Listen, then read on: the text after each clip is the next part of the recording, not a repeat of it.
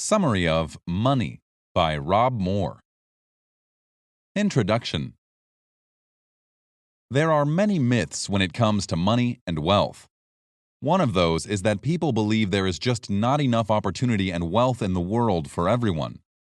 This is simply untrue. In fact, in 2017, there were 35 million millionaires in the world. 35 million. Why is it that you can't be one of them? You see, millionaires come in all forms: rock stars, inventors, even salesmen of the slinky. Yet all these people have one thing in common. They turned their personal wealth into financial wealth. That is, they turned their abilities, skills, and passions into money-making ventures. You can do the same. The reality is, money doesn't always have to be cash.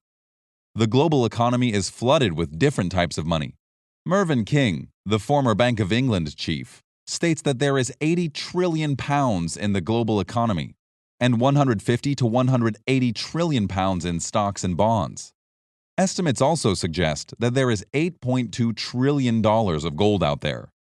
Even more, there are now modern cryptocurrencies adding up to about $38 billion in Bitcoin alone. In other words, the world economy is bursting with wealth, making it possible for anyone to become a millionaire. The other myth about money states that money doesn't buy happiness. Moore finds this myth to be completely untrue. Money absolutely can lead to happiness. Money allows you to do the things you never had time for.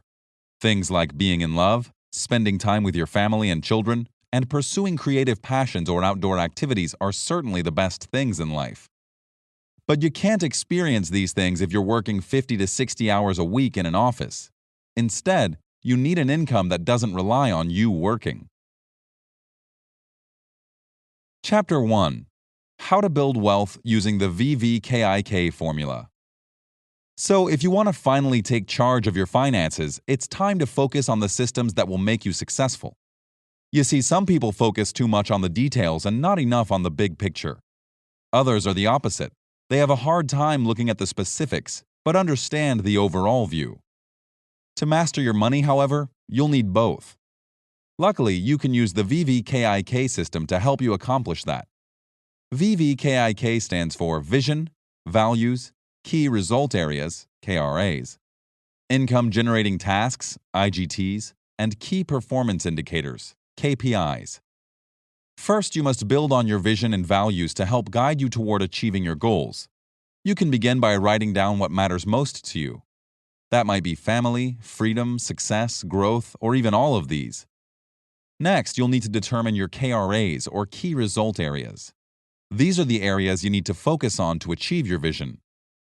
Begin by choosing 3 to 7 areas that will have the biggest impact on getting you to your end goal. These should be areas like building relationships, marketing, or business planning. Your actions should align with your KRAs, and if someone asks you to do something outside of that alignment, then say no. Stay focused on your KRAs and only do the things that will provide value. Next, it's time to take a look at your IGTs, or Income Generating Tasks. These are the to-do items from your KRAs that will give you the greatest monetary return for your time. Not all tasks are equal. Some tasks might bring you more wealth with less time, and it's there that you should focus on. For example, in professional golf, a single club, the putter, accounts for 40% of shots taken. In other words, practicing putting will have the greatest impact on your score. The same goes for business. Focusing on the tasks that will have the greatest impact on your wealth will better set you up for success. Finally, it's time to develop your Key Performance Indicators, or KPIs, which are the items you track daily or weekly to show what's working and what needs improvement. This feedback system will guide you on whether your KRAs and IGTs are working to help build your wealth. Once you have this system in place, you'll find your financial life benefits greatly, as you'll be focusing on both the big picture and the basic tasks that will get you there. Chapter 2. Maximize your IGV and leverage your time and money. Another common myth surrounding wealth is that you must work hard. You have to make sacrifices, hustle, and put in the work. It's time to let go of this myth. In fact, merely working hard is not sustainable if you want to become wealthy. You might enjoy your stable job with its decent salary, but when you add up all the hours you spend at your job plus the work you take home, you probably aren't making much per hour at all. Perhaps you're working overtime to earn more money. You're sacrificing your free time to earn just a little more money. Luckily, there's a better way to earn wealth. First, you must determine how much your hour is worth. To do this, you must understand your IGV, your income generating value. To calculate your IGV, add up the full number of hours you work every week, and not just time spent at your job. Let's say your time adds up to 55 hours after you include any side hustles or asset building. Any time you spend devoted to money counts. Next, you need to calculate how much you earn in a week. This isn't just salary, but income from interest, property, share dividends, or side hustles. Perhaps that adds up to £1,000 a week. Now your IGV is calculated by dividing 1,000 by 55, which is just over £18 an hour. This information is incredibly important when you begin building wealth. Now, if an opportunity presents itself that allows you to generate more than £18 an hour, then you should go for it. When you accept opportunities like these, you're increasing your IGV. But perhaps something comes up that will generate less than your IGV. In this case, you should ask yourself if you can pay someone else to do it for less than £18 an hour. Your choice is to either ignore it or outsource it. Otherwise, you're only lowering your IGV. Before long, you'll be raising your IGV and be on your way to earning more wealth. In addition to raising your IGV, you should be leveraging money. For instance, when you stop working, do you also stop earning money? If this is the case, then you're being leveraged to make money for someone else. Instead, you should be leveraging yourself to make money. Leveraging is all about making more by doing less. Millionaires and billionaires understand that they must maximize their time, knowledge, resources, and skills by outsourcing tasks when they can. In other words, you'll need to learn how to leverage your time to your advantage. For example, author Rob Moore was once ridiculed by a business partner for running a meeting while he was getting a haircut. However, Moore discovered that if he received a haircut twice a month, that added up to an hour a month, or 12 hours a year. With an hourly IGV of £10,000, that would mean giving up £120,000 a year. For Moore, he gains big rewards on leveraged time. This is why you should also consider how you can leverage your time. For instance, if you spend hours a day on admin, think about how you can outsource those tasks at a lower cost. When you're in the car traveling, make calls or write emails, if you aren't driving, of course. You can even use your gym time to listen to podcasts or audiobooks on personal development. Not only should you be leveraging your time, but you should also be leveraging money. Moore leverages money through debt-funded property investments. For example, say a property is £1 million and you use £250,000 cash and a £750,000 bank loan to purchase it. Banks will only take the money they lend plus interest. This means that any growth in the value of the property is yours. And according to Nationwide Building Society, the United Kingdom has seen property values double every 10 years since 1952.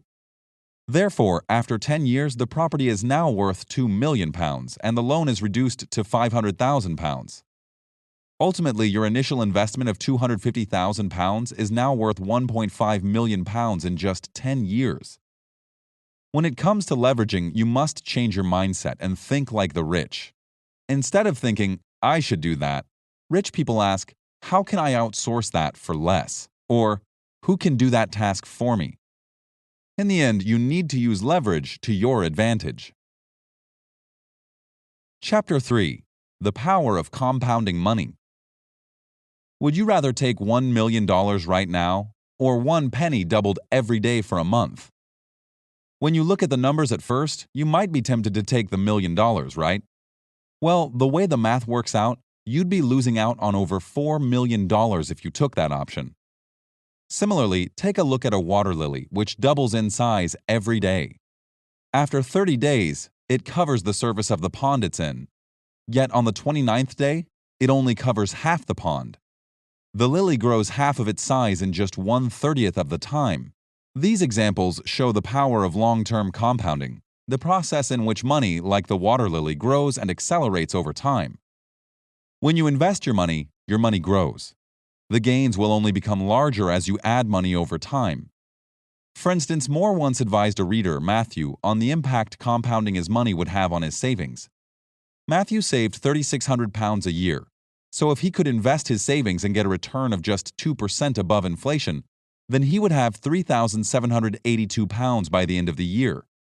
After 10 years, he'll have just over £43,000, but after 50 years, 5 times as long, he'll have £438,000, almost 10 times as much money. As money compounds, it grows faster and faster. There are a few important lessons that we can learn about these numbers. First, be patient and keep going even when you don't see much return in the beginning. The best results come in the long term, not the short term. Imagine if Tiger Woods quit his golf career at the age of 18 after becoming frustrated at not yet winning a major championship. Or if Michael Jordan simply quit playing basketball after not making his high school team. They would have lost out on all their long-term success. The second lesson is that compounding should serve as a reminder to watch how you spend money. Every dollar or pound you spend is now $1 less in your pocket. That dollar has the potential to make many more dollars over the span of 50 years.